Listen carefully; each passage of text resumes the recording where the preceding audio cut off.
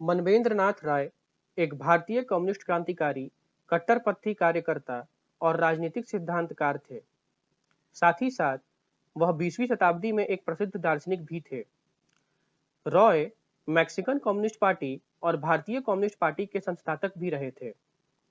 Hello everyone, मेरा नाम है नीतीश पांडे और ये एक पर्सनैलिटीज वीडियो की सीरीज है जिसमें हर एक पर्सनैलिटीज पे मैं आपको बताऊंगा। ये बहुत ही एक इंफॉर्मेटिव वीडियो होने वाली है, लेकिन इस वीडियो को स्टार्ट करने से पहले आई रिक्वेस्ट एवरीवन कि आप इस चैनल को सब्सक्राइब करें एंड वीडियो को लाइक एंड कमेंट करें। आप इस चैनल पे यूपीएससी रिलेटेड सब्जेक्ट्स को भी पढ़ सकते हैं, जिनके प्लेलिस्ट हम लोगों ने बनाया है। ये सारा कंटेंट फ्री ऑफ कॉस्ट है। जो भी सीरियस यूपीएससी एस्पिरेंट्स हैं वो वाइस सर को कांटेक्ट कर सकते हैं ऑन व्हाट्सएप 7200681675 टेस्ट सीरीज और फाउंडेशनल वीडियोस के लिए।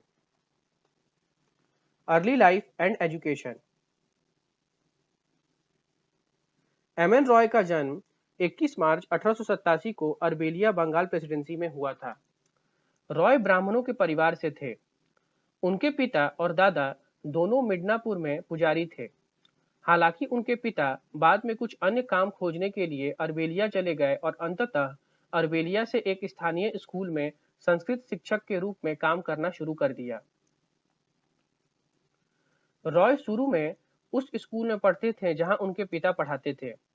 1898 में परिवार कोडलिया चला गया, जहां उसके पिता ने हरिनवी एंग्लो संस्कृत स्कूल नाम के एक स्कूल में संस्कृत पढ़ाना शुरू किया। रॉय ने उसी स्कूल में अपनी शिक्षा फिर से शुरू की। रॉय ने अपनी हाई स्कूल की शिक्षा 1905 में पूरी की। वह बचपन से ही एक स्वाभाविक नेता थे। बाद में उन्होंने नेशनल कॉलेज में प्रवेश लिया और क्रांतिकारी श्री अरबिंदो घोष के अधीन अध्ययन किया। वहां अपनी पढ़ाई पूरी करने के बाद रॉय बंगाल तकनीकी संस्थान में चले गए। उन्होंने संस्थान से रसायन विज्ञान और इंजीनियरिंग में स्नातक किया। हालांकि तब तक उन्होंने कॉलेज में पढ़े हुए विषयों में रुचि खो दी थी और इसके बजाय उन्होंने राजनीति और दर्शन के बारे में पढ़ना शुरू कर दिया था। उन्होंने बंकिम चंद्र चटर्जी और स्वामी विवेकानंद के कार्यों का गहन अध्ययन किया। उनके विचारों से काफी प्रभावित होकर वह सदी के मोड़ पर भारत के स्वतंत्रता संग्राम में शामिल हो चुके थे। Political career. 19वीं शताब्दी के अंत और 20वीं शताब्दी की शुरुआत में बाल गंगाधर तिलक और स्वामी रामतीर्थ जैसे क्रांतिकारियों के लेखन के माध्यम से देश भर में राष्ट्रवादी की एक मजबूत लहर फैल गई। बंगाल उस समय भारत के सबसे शिक्षित भागों में से एक था और बंगाल के युवा स्वतंत्रता आंदोलन में शामिल होने के लिए अत्यधिक प्रेरित हुए। रॉय के भी यही विचार थे। उसने अपने कुछ दोस्तों और चचेरे भाइयों को इकट्ठा किया और क्रांतिकारियों का एक गुप्त समूह बनाया। 1905 में बंगाल का विभाजन ब्रिटिश अधिकारियों द्वारा किया गया एक और कार्य था जिसकी काफी आलोचना हुई थी।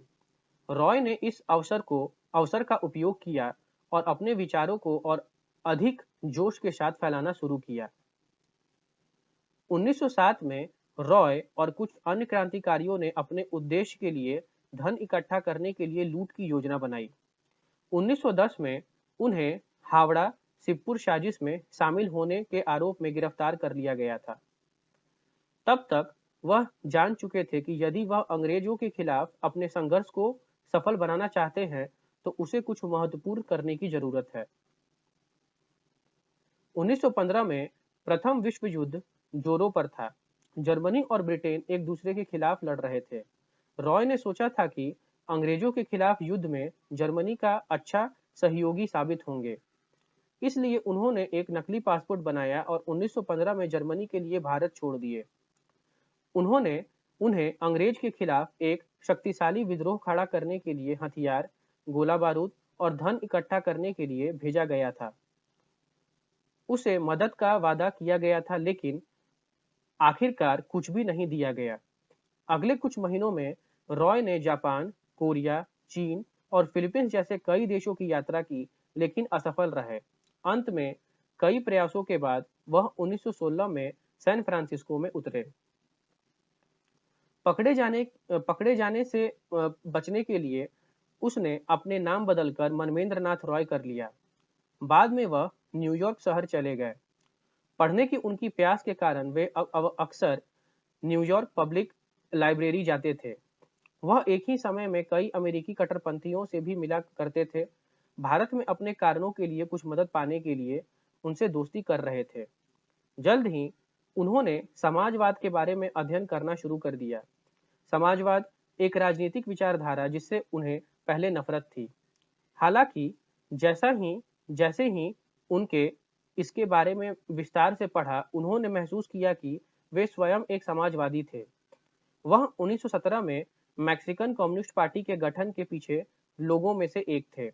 हालांकि उन्हें अपनी सबसे बड़ी सफलता तब मिली जब उन्होंने 1920 में कम्युनिस्ट इंटरनेशनल की दूसरी बैठक में भाग लेने के लिए मैक्सिको का दौरा किया, जिसे कॉमिंटन भी कहा जाता है।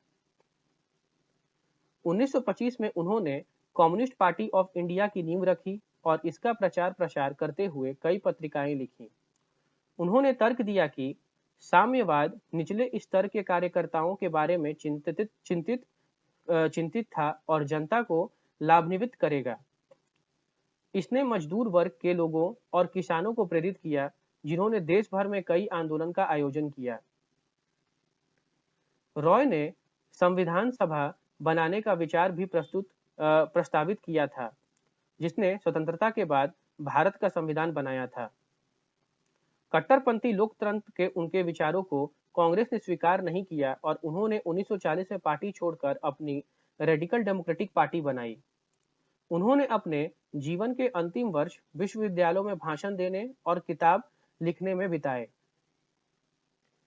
डेथ 25 जनवरी 1954 को दिल का दौरा पड़ने से रॉय का निधन हो गया।